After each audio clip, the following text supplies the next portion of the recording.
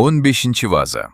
Buyuk Alloh shunday degan: Ey odam bolasi, iymoning yaxshilansa, bajaradigan amallaring, qoning va go'shting ham yaxshilanadi.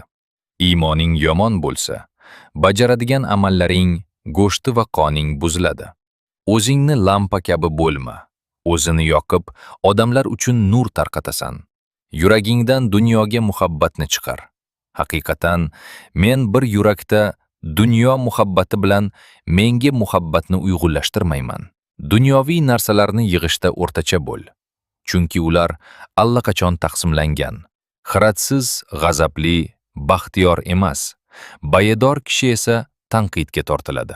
Mening rahmatim ularga doimiy bo'lmaydi. Dunyoviy narsalarga chuqur g'am-hafsala katta ofatdir.